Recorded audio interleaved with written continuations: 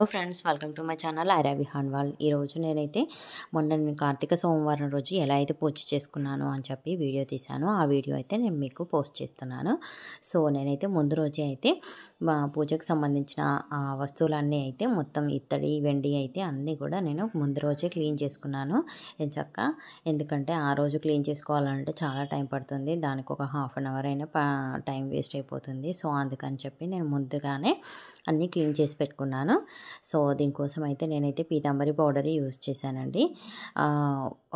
అసలు వెండి వాటికైతే అసలు క్లీన్ అవుతాయో లేదో అని చెప్పి డౌట్గా ఉండే నాకు. నేనైతే ఈ ప్లేట్ అయితే బర్త్డే రోజు యూజ్ చేశాను. మొత్తం అంతా ఆయిల్ పడి మొత్తం జిడ్డు అయితే బాగా జిడ్డుగా అయిపోయింది. సో నేను ఇంకా అది క్లీన్ అవుతుందో లేదో అసలు అని చెప్పి అనిపించింది.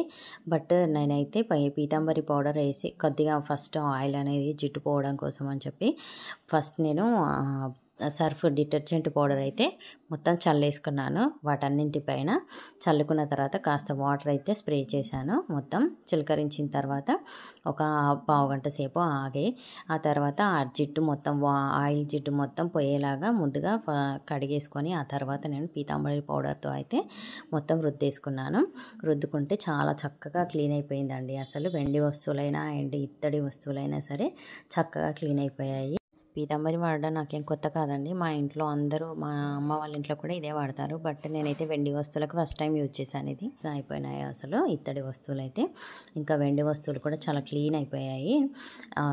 అసలు కొంచెం కూడా ఏమీ మరకలు కూడా లేవు. అసలు క్లీన్ అయిపోయిన తర్వాత మొత్తం తడిగా ఉంటాయి కదా, వాటర్ అనేవి లేకుండా క్లాత్తో అయితే తుడిచేసి డ్రై చేసుకున్నాను మొత్తం. లేదంటే మొత్తం మళ్ళీ వాటర్ అనేవి డ్రాప్స్ అనేవి మరకలు అనేవి ఉంటాయి వాటిపైన తుడుచుకోకపోతే. అందుకని నేను మొత్తం తుడిచేసుకున్నాను. చూడండి ఎంత చక్కగా ఉన్నాయో. ఆ తర్వాత నెక్స్ట్ డే అయితే నేను మార్నింగ్ లేచి ఇంకా ఇల్లంతా శుద్ధి చేసేసుకొని ఇంకా దేవుడికి అయితే ప్రసాదం పరమాన్నంగా నేనైతే వండేసుకొని పెట్టాను స్వామికి అయితే. ఇంకా నేనైతే ఈరోజు ఉసిరి దీపాలు పెట్టుకున్నాను అండ్ ఇంకా పిండి ప్రమిదలు కూడా చేసుకొని పెట్టుకున్నాను. నేనైతే 365 వత్తులు అయితే మాత్రం మనిషికి ఒకటి అని చెప్పి మేము నలుగురం ఉన్నాం కదా, సో నలుగురికి 4 అని చెప్పి వెలిగించుకున్నాము, మనిషి ఒకటి. సో ఇంకా ఉసిరి దీపాలు అండ్ పిండి ప్రమిదలు అయితే 5 వెలిగించుకోవాలని చెప్పి 5 వెలిగించడం కోసమని 5 పెట్టించాను.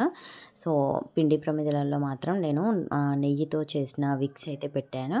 సో ఇంకా ఉసిరి దీపాలలో మాత్రము మన ఒత్తులు ఉంటాయి కదా, వాటిని ఆయిల్లో నేతిలో తడిపేసి వాటినైతే దానిపైన పెట్టాను. సో పూజకి సంబంధించినవన్నీ కూడా మన ఇంట్లో యజమాని చేస్తే మంచిది అని చెప్తూ ఉంటారు కదా పెద్దవాళ్ళు. అందుకని చెప్పి మా వారితోనే అన్నీ చేయించాను. నేనైతే అన్నీ రెడీ చేసి పెట్టాను. మా వారు వచ్చి దీపాలు అయితే వెలిగించారు. ఇంకా పూజ మొత్తం తనే కంప్లీట్ చేశారు. కొబ్బరికాయ కొట్టడం, ఇంకా హారతి ఇవ్వడము, ఇంకా ధూపం వేయడం అన్నీ కూడా తానే చేశారు. మా అత్తగారు ఇచ్చిన లక్ష్మీ విగ్రహం అయితే మొదటిసారిగా నేను పూజలో పెట్టానండి ఈరోజే. మా వారితో దీపాలు పెట్టించాను. ఇంకా అన్ని చోట్ల కూడా మా వారితో ముందుగా పెట్టించాను దీపాలైతే.